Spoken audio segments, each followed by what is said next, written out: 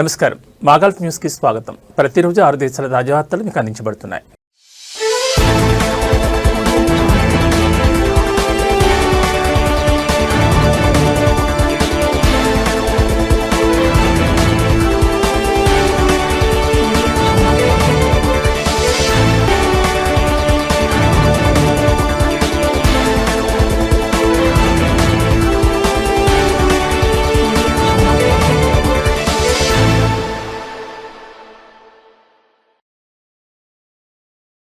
World Doha port ప్రకటించిన ప్రకారం మార్చి 25 నుంచి 27 వరకు ఫిషింగ్ పోటీ 3వ ఎడిషన్ జరగనుంది. ఈ పోటీలో విజేతలకు కార్లతో సహా QR 6 లక్షల కంటే ఎక్కువ విలువైన బహుమతులు అందించనున్నారు. మొదటి బహుమతి విజేతకు ట్యాంక్ 500, రెండవ స్థానంలో నిలిచిన వారికి ట్యాంక్ 300 మరియు మూడో స్థానంలో నిలిచిన వారికి హవాల్ H9 కార్లు లభిస్తాయి. ఈ కార్లన్నింటినీ TCR మోటార్స్ అందిస్తోంది. వీటితో పాటు నగదు మరియు ఇతర బహుమతులు కూడా మొదటి 10 జట్లకు అందజేయబడతాయి. ఇది పోటీ ప్రారంభమైనప్పటి నుంచి అందించే అత్యంత విలువైన బహుమతులు ఇవే కావడం విశేషం. ఈ పోటీ ఫిషింగ్ ఎగ్జిబిషన్ 2వ ఎడిషన్తో పాటు జరుగుతోంది. పాల్గొనే జట్లు వరల్డ్ దోహా పోర్ట్ నుండి బయలుదేరి 3 రోజుల పాటు ఖతార్ జలాల్లో అతిపెద్ద కింగ్ ఫిష్ ను పట్టుకోవడానికి పోటీ పడతారని world Doha port CEO engineer Mohammed Abdullah Al Mulla తెలిపారు. మత్స్యకారులకు మద్దతు ఇవ్వడం, ఖతార్ గుర్తింపులో అంతర్భాగంగా ఉన్న ఒక సాంప్రదాయాన్ని పరిరక్షించడం ఫిషింగ్ పోటీ ముఖ్య ఉద్దేశమని అన్నారు.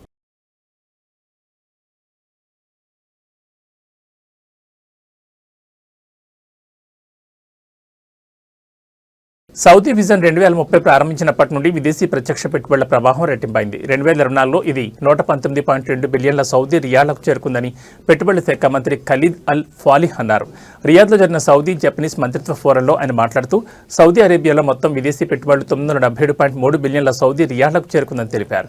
2026 నాటికి రియల్ ఎస్టేట్ మరియు ఆర్థిక మార్కెట్లను విదేశీ పెట్టుబడిదారులకు ఓపెన్ చేయడం వల్ల ప్రపంచ ఆర్థిక కేంద్రంగా సౌదీ స్థానం బలోపేతమవుతుందని అల్ ఫాలిహ్ చెప్పారు. అలాగే 2016 నుండి సౌదీ అరేబియా, జపాన్ మధ్య వాణిజ్యంలో 38% వృద్ధి నమోదైనట్లు ఆయన తెలిపారు. రెండు దేశాల మధ్య వాణిజ్య పరిమాణం 138 బిలియన్ల సౌదీ రియాలకు చేరుకుందని పేర్కొన్నారు. 18 జపనీస్ కంపెనీలు రియాద్లో తమ ప్రాంతీయ ప్రధాన కార్యాలయాలను స్థాపించాయని గుర్తు చేశారు. జపనీస్ కంపెనీలకు 120కి పైగా పెట్టుబడి లైసెన్సులు మంజూరు చేసినట్లు మంత్రి పేర్కొన్నారు. జపాన్కు అతిపెద్ద ఇంధన సరఫరాదారుగా సౌదీ కొనసాగుతోందని, స్వచ్ఛమైన ఇంధన పరివర్తన ప్రాజెక్టుపై ఇరు దేశాలు కలిసి పనిచేస్తున్నాయని తెలిపారు.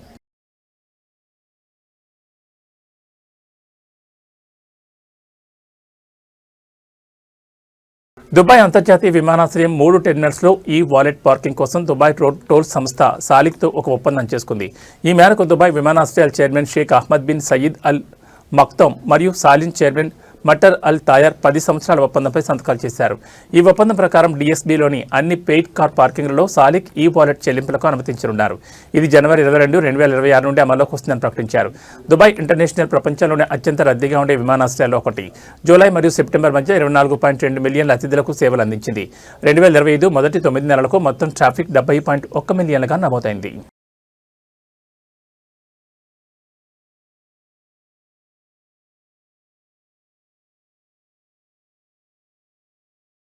ఈ సంవత్సరం చివరి నాటికి అన్ని రంగాల్లో స్మార్ట్ విద్యుత్ మీటర్లు ఇన్స్టాలేషన్ పూర్తి చేయడానికి విద్యుత్, నీరు మరియు పునరుత్పాదక ఇంధన మంత్రిత్వ శాఖ కృషి చేస్తోంది. స్మార్ట్ మీటర్ రోల్ అవుట్ పూర్తి చేయడం వల్ల పర్యావరణ మరియు వ్యూహాత్మక ప్రయోజనాలు లభిస్తాయని మంత్రిత్వ శాఖ తెలిపింది.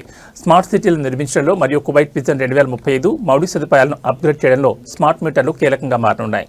కార్బన్ ఉద్గారాలు తగ్గించడానికి మరియు పర్యావరణ పరిరక్షణకు నేరుగా దోహదపడే మొత్తం శక్తి వినియోగాన్ని తగ్గించడంలో కూడా ఇవి సహాయపడతాయని భావిస్తున్నారు.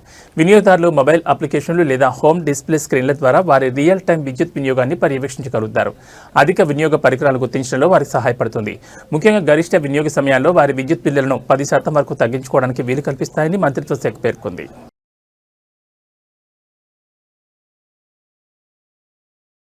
సీబ్ విలాయత్లోని ఒక వేర్ హౌస్లో అగ్ని ప్రమాదం సంభవించింది. మస్కట్ గవర్నరేట్లోని పౌర రక్షణ మరియు అంబులెన్స్ అథారిటీ అగ్నిమాపక బృందాలు నివేదిక అందిన వెంటనే క్షేత్రస్థాయి కార్యకలాపాలను ప్రారంభించాయి. ఫైర్ ఫైటర్స్ మంటలు విజయవంతంగా అదుపులోకి తెచ్చి సమీప ప్రాంతాలకు అవి వ్యాపించకుండా నిరోధించారు. దీంతో పెను ప్రమాదం తప్పిందని స్థానికులు తెలిపారు.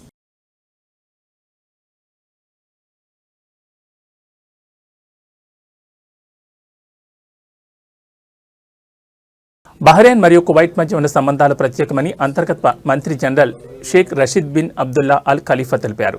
కువైట్లో జరిగిన ఉన్నత స్థాయి సమావేశాల సందర్భంగా ముఖ్యంగా భద్రతా రంగంలో సహకారం, నిరంతర ఉమ్మడి ప్రయత్నాల్లో ఆయన ప్రశంసించారు. కువైట్ అమీర్ His Highness Sheikh Mishal Al Ahmad Al Jaber Al Sabah Bayan Palace జనరల్లో షేక్ రషీద్ మరియు అతనితో పాటు వచ్చిన ప్రతినిధి బృందానికి స్వాగతం పలికారు. ఈ పర్యటన ప్రాంతీయ భద్రతను కాపాడడానికి మరియు గల్ఫ్ ఐక్యతను బలోపేతం చేయడానికి రెండు దేశాల ఉమ్మడి నిబద్ధతను ప్రతిబింబిస్తుందని మంత్రి అన్నారు. కువైట్లోని సీనియర్ అధికారులతో చర్చల సందర్భంగా రెండు దేశాల మధ్య సంబంధం అధికారిక దౌత్యానికి మించి ఉంటుందని జనరల్ షేక్ రషీద్ చెప్పారు.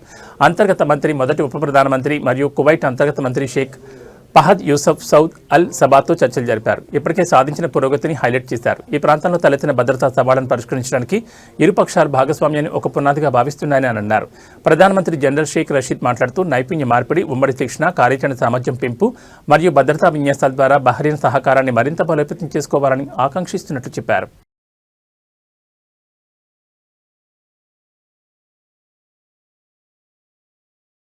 ఇవి మా గల్ఫ్ న్యూస్ విశేషాలు. మరో బులెటిన్లో మళ్ళీ కలుసుకుందాం. నమస్కారం.